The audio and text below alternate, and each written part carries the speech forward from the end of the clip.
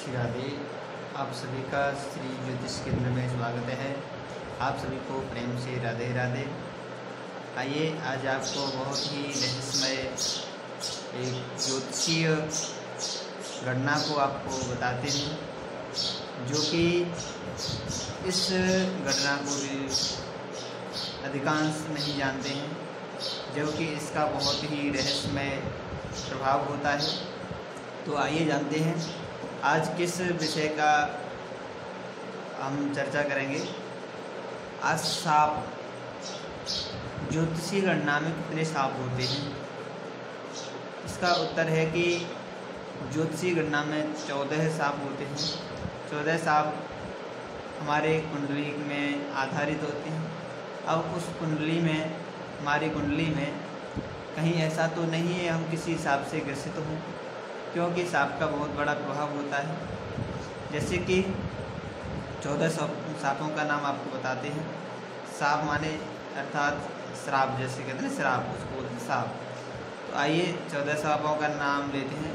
ये पहला है मात्र सांप, दूसरा है पितृ सांप, तीसरा गुरु सांप, चौथा है ब्राह्मण सांप, पाँचवां अतिथि सांप, छठवां देव सांप, सातवां प्रेत सांप, और आठवां है पत्नी सांप, नौवां मातुल सांप, 10वां है सहोदर सांप, और 11वां सर्व सांप, 12वां संतोष सांप, 13वां गौ सांप, 14वां ऋषि सांप। इस प्रकार से 14 प्रकार के सांप होते हैं। और इन सांपों में प्रभाव क्या होता है?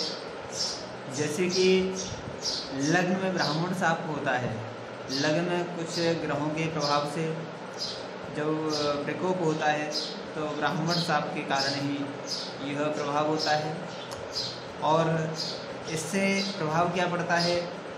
इससे प्रभाव होता है कि हमारे तन पर शारीरिक कष्ट प्रारंभ हो जाता है, हमें शारीरिक कष्ट प्रारंभ होता है। अब ये क्यों होता है? क्योंकि जैसे ब्राह्मण को हम दंडित करें, ब्राह्मण को लज्जित करें, ब्राह्मण को हम अपने प्रभाव से दंड दे करके प्रकोप पहुँचाएँ, इस प्रभाव से ब्राह्मण सांप बनता है। इसका कारण होता है हमारे पूर्व जन्मों का।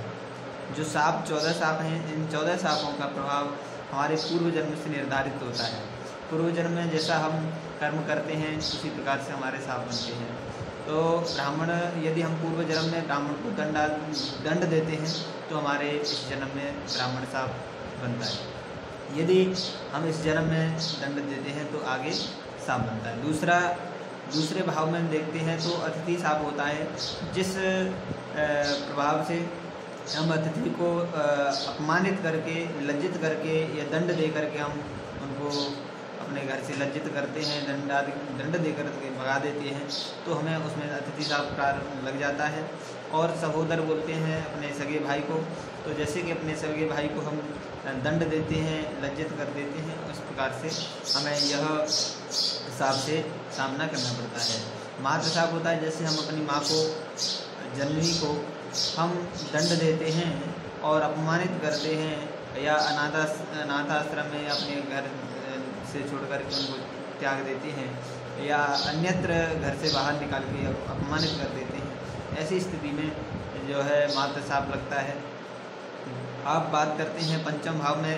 गुरु सांप होता है, ऋषि सांप होता है, संतान सांप होता है। इस तरह से 3 सांप देखे जा सकते हैं।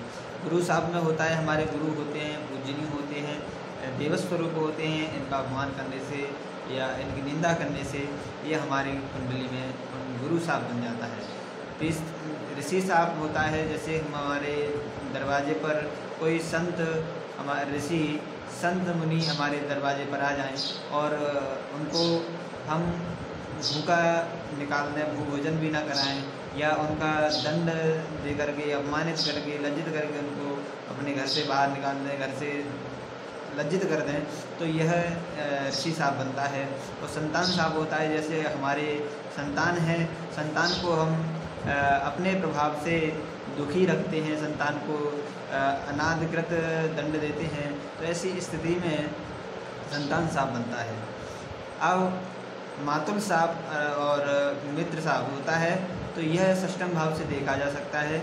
इसमें मित्र साप होता है, हमारे मित्रगण होते हैं, मित्रों से कहते हैं कि मित्रों से दगा नहीं किया करते।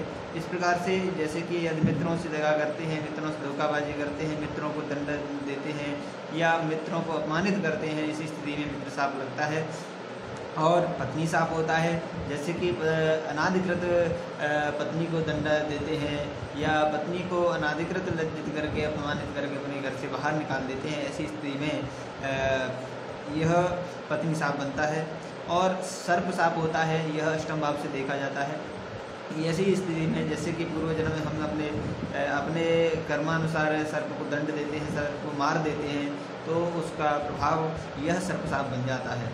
और नवम भाव से देखा जा सकता है देव साप। देव साप होता है, जैसे हम देवालय है, देवालय में हम देव मूर्तियों को या देवालय को दंड देते हैं, या जैसे कि कह देते हैं, जैसे देवालय को फोड़ देना, मिटा देना, हटा देना, प्राचीन देवालय को उसको जैसे उस पर दंड अपना प्रहार करते हैं, उस प्रकार से करना, यह देव साप बन जाता है। और जो देव पूजा जिस अपने जीवन कृत में कभी नहीं करता, उसके कुंडली में देव साप बनता है। आइए और 10वें भाव से देखते हैं पितृ साप को। पितृ साप होता है, जैसे हम अपने पिता को अपमानित लज्जित करते हैं, दंडित करते हैं और अपने पिता को अपने प्रभाव से प्रकोप करते हैं, उस प्रकार से यह हमारी कुंडली में पितृ साप बनता है। और 11वें भाव से देख लेते हैं गौ साप। गौ साप में क्या होता है, जैसे हम गौ को, जैसे गाय कहीं भी अपना भोजन ग्रहण कर रही है, गाय जलपान कर रही है, ऐसी स्थिति में गाय को हम दंड दे करके भगा देते हैं, या गाय हमारे द्वारा उसको मृत्यु दंड दे देती है, लग जाता है जाने या अनजाने में, फिर भी ऐसी स्थिति में गौ साप बन जाता है। और अब बात करते हैं 12वें भाव की, जिसमें कि प्रेत साप होता है। प्रेत साप में क्या होता है, जैसे हमारे जो छोटे बच्चे होते हैं, बालक होते हैं, और हमसे जाने अनजाने में वो उनका मृत्युदंड भी हो जाता है, या फिर छोटे बच्चों को हम अनाधिकृत उनको दंड देते हैं, ऐसी स्थिति में प्रेत साप बनता है। यह 14 साप हैं। कुंडली के 12 भाव होते हैं, 12 भावों से 14 सापों को देखा जा सकता है। यह बहुत ही रहस्यमय ज्योतिषी गणना है। इसका प्रकोप क्या होता है, यदि ब्राह्मण साप होता है तो उससे हमारे तन का बहुत शारीरिक कष्ट भोगना पड़ता है, और अतिथि साप होता है उससे हमारे पास धन का भाव देखा जा सकता है। धन हमारे पास, यदि अतिथि साप रहता है तो धन हमारे पास कभी रुकेगा नहीं, स्थायी धन हमारे पास नहीं रहेगा। और सहोदर साप होता है, जैसे कि भाई साप, उसमें क्या होता है, हमारे भाई का, जैसे पूर्व जन्म का हमारा भाई सहोदर साप है, तो इस जन्म में हमें भाई का सुख प्राप्त नहीं हो पाएगा। यदि मातृ साप होता है, तो मातृ साप यदि पूर्व जन्म का हमारे इस कुंडली में आधारित है, तो हमें इस समय इस जन्म में मातृ सुख प्राप्त नहीं हो पाएगा, माँ का प्यार प्राप्त नहीं हो पाएगा। और पंचम भाव में जैसे गुरु और ऋषि, संतान साप, ये 3 साप हैं। तो यदि गुरु पूर्व जन्म में हमारे ये तीनों साप होते हैं, तो इस जन्म में हमें संतान सुख प्राप्त नहीं हो पाता है और गुरु कृपा प्राप्त नहीं हो पाती है, इसलिए यह साप का प्रभाव है। और मित्र साप की बात करते हैं षष्ठम भाव की, तो इसमें मित्र सुख प्राप्त नहीं हो पाता है, या मित्रों से दगाबाजी होती है, और इससे एक और बड़ी हानि होती है, यदि मित्र साप होता है तो उस कुंडली में, तो उस व्यक्ति को धोखेबाजी, दगाबाजी अधिक मिलती है। अब बात करते हैं पत्नी साप की। जैसे पत्नी साप में होता है, तो जैसे यदि जिस कुंडली में पत्नी साप होता है, उस व्यक्ति को पत्नी का सुख प्राप्त नहीं हो पाता है, यह पत्नी बीमार रहती है, और या फिर पहली बात यहाँ से है कि शादी विलम्ब से होती है, शादी में अनेक बाधाएं उत्पन्न होती हैं, यह पत्नी साप का प्रभाव होता है। अब बात करते हैं सर्प साप की। यदि जिस कुंडली में सर्प साप होता है, उस व्यक्ति को जीवन में अनेकानेक दुर्घटनाओं का सामना करना पड़ता है, और अंततो गत्वा शीघ्रातिशीघ्र उसकी मृत्यु हो जाती है।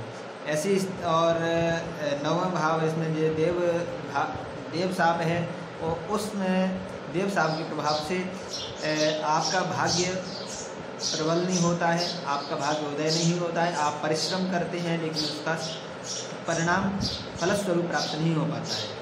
अब बात करते हैं 10वां भाव पितृशाप की। जिस कुंडली में पितृशाप होता है उस व्यक्ति को अपने कर्मों का फल प्राप्त नहीं हो पाता है और मेहनत करते हैं, परिश्रम करते हैं, लेकिन परिश्रम का फल प्राप्त नहीं हो पाता है।